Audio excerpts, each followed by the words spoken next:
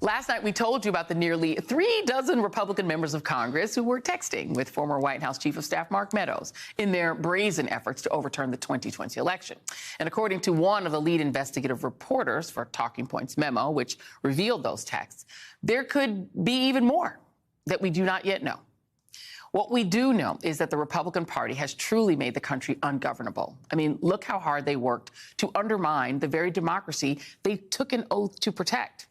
And while there are some very vocal recent additions to the crowd, like Margie Green, the beginning of the end of this being a governable country was more than 10 years ago, with the rise of the Tea Party, stemming from the right's fear about demographic change here at home. Some of the same Tea Party candidates not only remain in Congress today, but they've been normalized over time, to the point that one of them, Mark Meadows, was the chief of staff to the president of the United States, Donald Trump, during the failed coup attempt.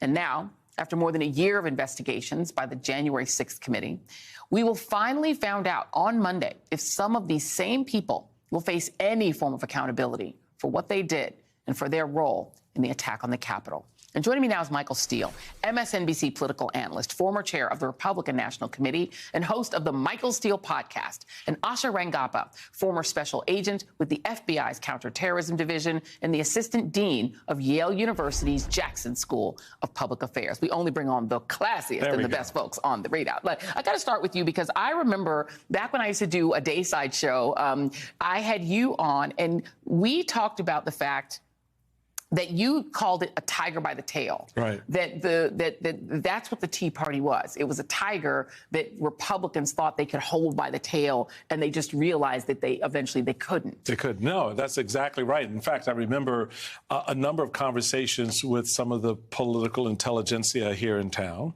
oxymoron, ironic as that is, about what we would do with this emerging energy inside the party, which was at first started out around the sort of constitutional principles of republicanism. And finance stuff. And finance. Yeah. A lot about finance and a lot about the Constitution, our rights, sort of that libertarian piece kind of raising up. Mm-hmm. It then morphed by 2012 into something much worse and much more difficult.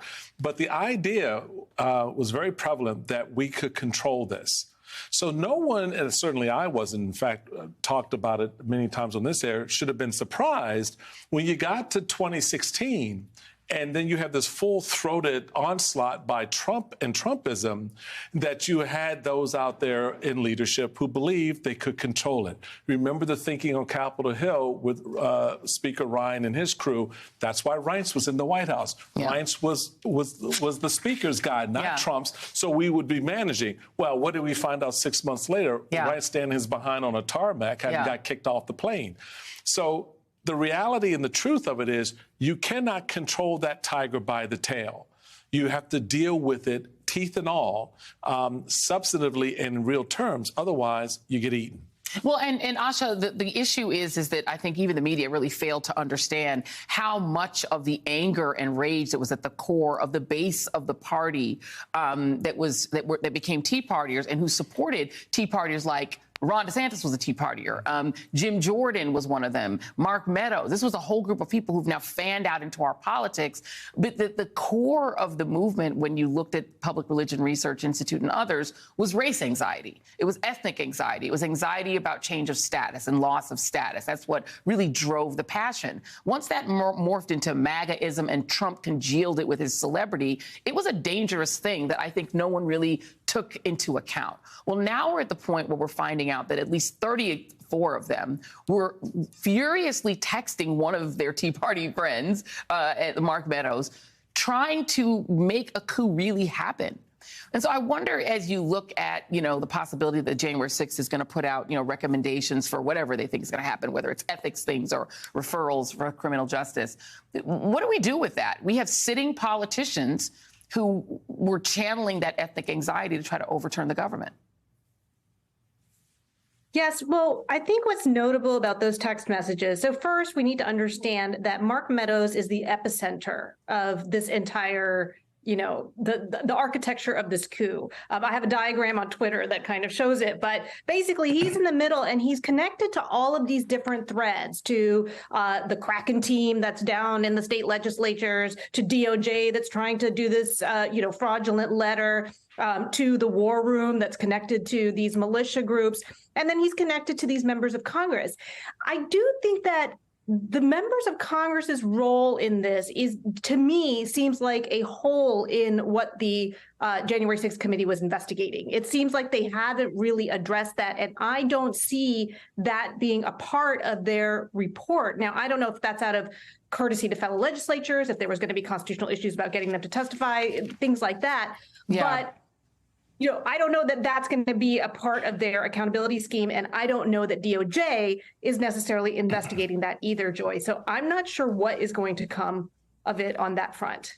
Well, I mean, that's the challenge, Michael. These are sitting members of Congress. They're still sitting. They're still sitting and they're serving with them. And so, right, the things that we've heard are possibilities from the January 6th committee, the referrals, criminal prosecution, campaign finance, ethics committee stuff, which we know members have done against other members before, bar discipline, going after people's, whether they can be a lawyer, inspectors general, office of special counsel, that kind of thing. There's the one that hasn't been mentioned, the dog that hasn't hunted, is 14th Amendment. Right. I mean, the 14th Amendment reads, no person shall be a senator or representative in Congress or elector or a member of the vice president who, having previously taken an oath as a member of Congress or as an officer of the United States to support the Constitution, engaged in insurrection or rebellion. So that, I mean, but none of those dogs seem to be hunting. They're not hunting. And there's actually, and I'd be curious, Asha's view on this, a very, I think, good reason why.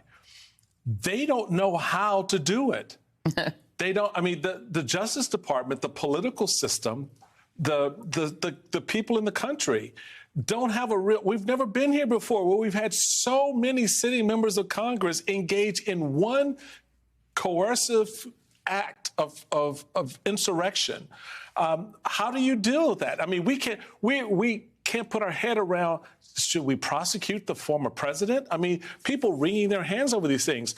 So this period with the January 6th committee, they're struggling with, okay, so if we go down this road, will the Justice Department respond? Right. If they don't respond, what does that say? So I think that's, once we're past this, and you sort of break that fever in the future for those who want to engage, y'all be careful because you're going to get locked up. Well, I mean, and Asha, I mean, they did it after the Civil War. I mean, the one time that we've had to do this was after the Civil War, and that's why there's a 14th Amendment. And the idea was those people couldn't come back to Congress, and they shouldn't come back to Congress. But now they're there, and there doesn't seem to be a whole lot of legal accountability ahead. Yes, and we also don't have a precedent for how to apply the 14th Amendment, Section 3, in this situation. It's not a self-executing provision. Right. So even that part of it, even if you were to apply it, say the committee says, all of these people are insurrectionists. Okay, then I guess you have to take that to a court and somehow disqualify them or get them removed. I mean, I'm not really sure what happens, but as Michael said, we're in just completely uncharted territory and uncharted legal territory. And I think it emphasizes, Joy, why some of the escape valves that we have in our Constitution, like impeachment, are really important, because the criminal code is not designed to handle things like this when it's done by someone who occupies the office of the presidency. You're absolutely right.